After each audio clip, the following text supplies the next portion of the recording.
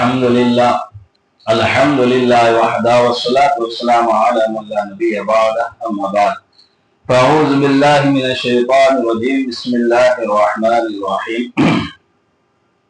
محترم بزرگ اور عزیزو، اللہ جل شانہ عما نوالہ کا ہم سب پر بڑا فضل ہے کہ اللہ نے ہم سب کو ایمان والا بنایا ہے اور اسلام والا بنایا، اور قرآن پاک جیسی مقدس کتاب عطا فرمائی جس میں اللہ تبارک و تعالی نے ہمیں جو ہے بہت سارے احکامات اور خوبصورت باتیں امت محمدیہ کو اللہ نے عطا فرمائی ہے۔ ہمارا جو وقت چل رہا ہے، دور جو چل رہا ہے، تو آدمی جب دیکھتا ہے کسی چیز کو، مثلا خواتین اگر پیسہ کمانے جا رہی ہے، باہر جاب کر رہی ہے، یا گھر بیٹھے کوئی پیسہ کماتی ہے، یا کوئی اور چیز ہم اس طرح کی دیکھتے ہیں، تو ہمارے ذہنوں میں آتا ہے کہ بھئی ماڈرن دور ہے۔ کیا کہتے ہیں ہم لوگ؟ ارے بولو کیا بولتے ہیں؟ ماڈرن دور ہے۔ حالانکہ صحابہ کرام رضوان اللہ تعالی علیہ اجمعین کا دور اس سے کہیں زیادہ ماڈرن تھا، لیکن فرق ہے دونوں کے اندر۔ کیا ہے دونوں کے اندر؟ فرق ہے، بہت فرق ہے دونوں کے اندر۔ کیا فرق ہے وہ تھوڑا میں اس کو ذکر کروں گا انشاءاللہ۔ اللہ کے نبی علیہ السلام کے دور میں عورتیں تجارت بھی کرتی تھیں۔ اللہ کے نبی علیہ السلام کے دور میں عورتیں سفر بھی کرتی تھی، گھوڑ سواری بھی کرتی تھی، اونٹ پر بھی سوار ہوتی تھی۔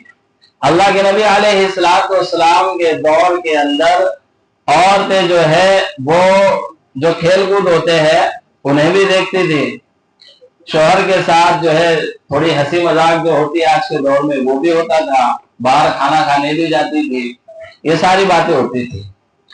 بلکہ آپ تھوڑا حدیثوں میں غور توجہ دیں گے تو ہمیں پتہ چلے گا عورتیں یعنی لڑکیاں خود اپنے نکاح کا پیغام لڑکوں کے گھر پر بھی بھیجتی تھی۔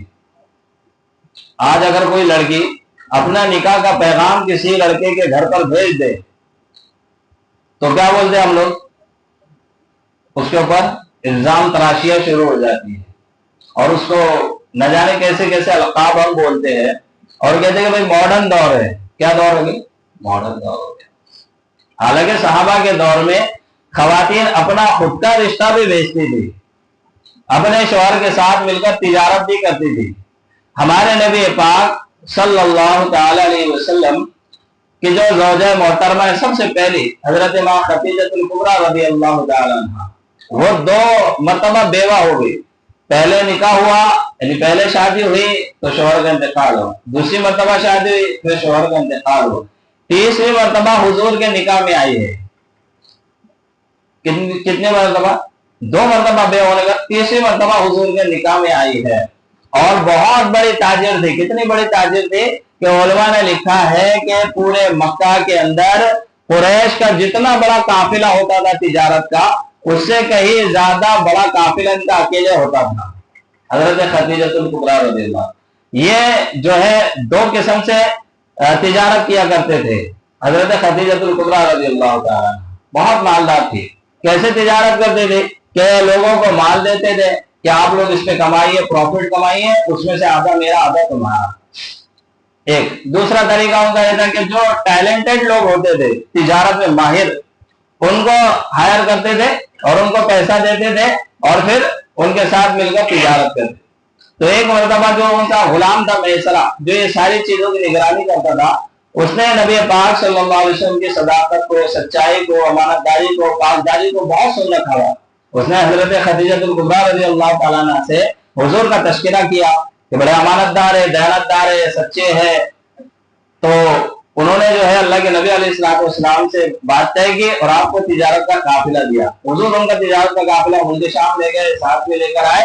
اس کے بعد جو ہے انہوں نے حضور کی شان کو، امانت داری کو، یہ سب سنا، تو پھر انہوں نے حضور کو نکاح کا پیغام دیا۔ کس نے دیا نکاح کا پیغام؟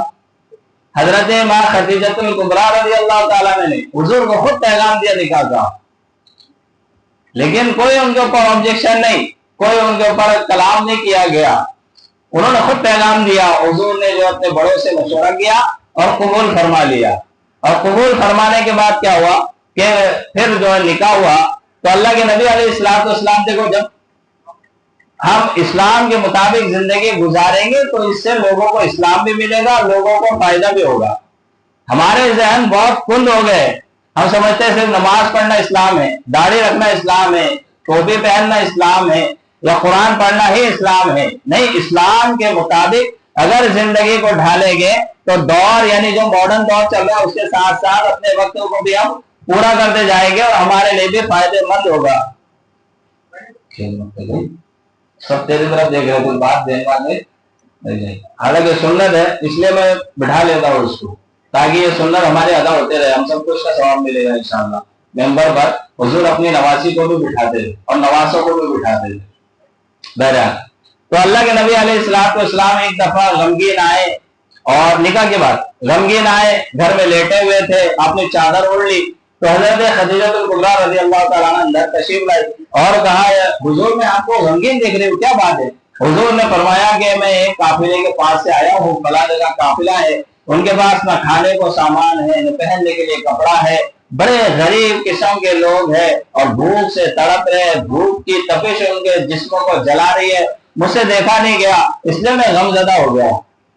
اب آپ کے پاس کچھ نہیں تھا اس وقت، بظاہر مال دولت کچھ نہیں تھا، سارا مال کس کا تھا؟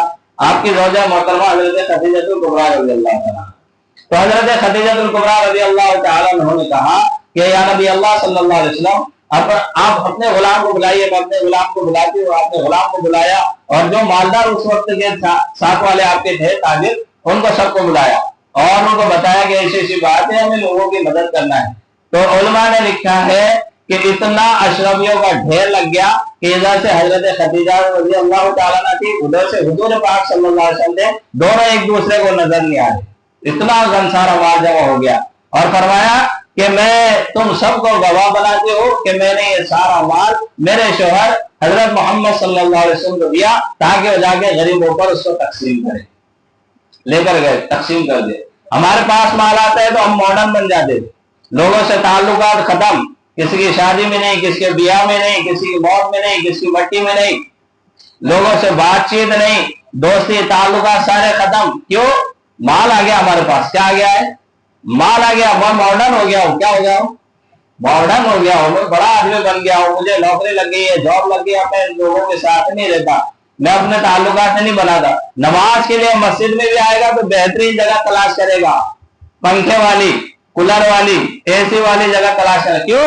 بھیا ہم ماڈرن ہیں، اونچے قسم کے لوگ ہیں۔ اللہ کے گھر میں اونچا نیچا کوئی نہیں ہوتا، اللہ کے گھر میں سب یک سامان ہے، اللہ کے گھر میں سب یک سامان ہے، سب کو ایک ہی جگہ پڑھنا پڑے گی نماز۔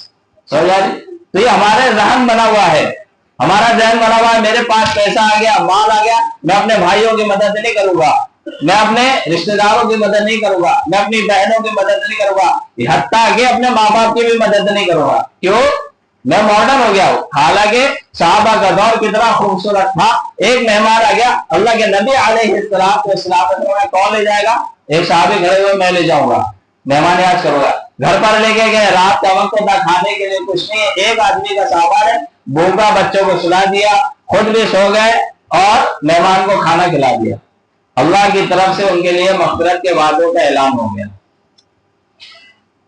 اور ہمارے گھر میں ڈھیروں کھانا پڑا ہوا ہے، ہمارے فریج کھانوں سے بھرے ہوئے ہیں، ہماری جیب پیسوں سے بھری ہوئی ہے، لیکن ہمارے بھائی کو ہم دینے کو تیار نہیں ہے۔ ہم اپنے اولاد کو تو اچھے سے اچھا کھلائیں گے، لیکن اپنے بھائی کے، اپنے بہن کے اولاد کی طرف توجہ نہیں ہے۔ ماڈرن ہے نا ہم لوگ، کیا ہو گئے؟ ماڈرن نہیں ہوئے، ہم جاہل ہو گئے، جاہل۔ کیا ہو گئے؟ وہ لوگ علم والے نہیں تھے، لیکن ان کے پاس ادب تھا، علم تھا، اور ان کے پاس ایک دوسرے کا مقام مرتبہ تھا۔ ہمارے پاس سے ختم ہو گیا، سب ختم ہو گیا۔ ہم ماڈرن کے نام پر جو ہے وہ انگریزوں کے غلام ہوتے جا رہے ہیں۔ کیا ہوتے جا رہے ہیں؟ انگریزوں کے غلام ہوتے جا رہے ہیں۔ ہمارے نبی پاک صلی اللہ علیہ وسلم نے ہمیں یہ نہیں سکھایا، بلکہ ماڈرن دور یہ نہیں ہوتا۔ صحابہ کے پاس بھی بہت مال تھا، لیکن صحابہ ماڈرن نہیں بنے۔ ماڈرن سے مراد یہ نہیں کہ آدمی ایک طرف سے بال کاٹ لے، اونچے نیچے کیسے ویسے پھٹے پھٹے کپڑے پہن لے فیشن کے نام پر، نہیں، اس کو ماڈرن نہیں بولتے۔ ہم نے ماڈرن کے نام پر دین کو بدنام کر دیا ہے، دین کو بدنام کر دیا ہم نے۔ ماڈرن یہ طریقہ اسلام کا نہیں ہے، شریعت کا نہیں ہے۔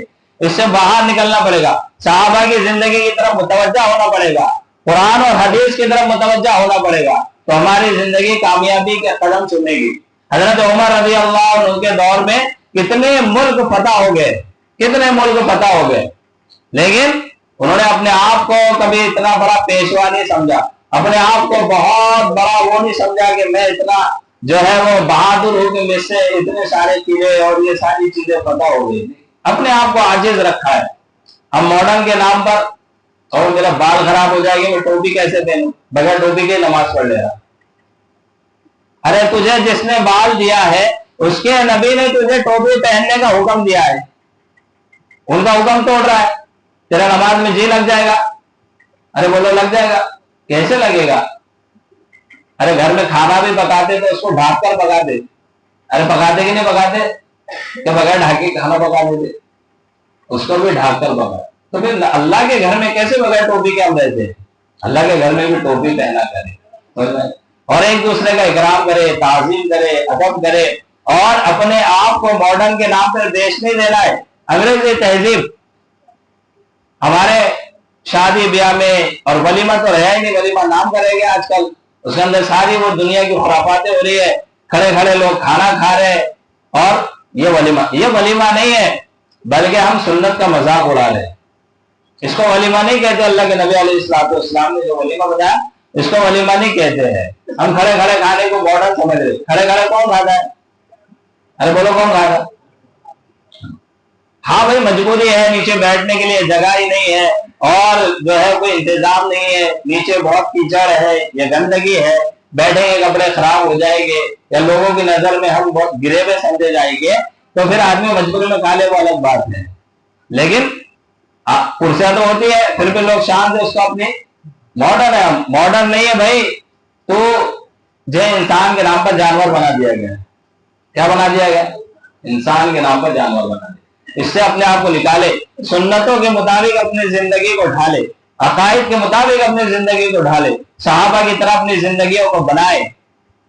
صحابہ کے دور میں لوگ تجارت بھی کر رہے امانت داری کے ساتھ، لوگوں کے ساتھ معاملات بھی کر رہے امانت داری کے ساتھ، سچائی کے ساتھ، اور وہ بھی ماڈرن تھے۔ ان کے دور میں مہنگے لباس تھے، صحابہ بھی مہنگے لباس پہنتے تھے، مہنگی سواریاں اختیار کرتے تھے، لیکن اس کے ذریعے لوگوں کو تکلیف نہیں۔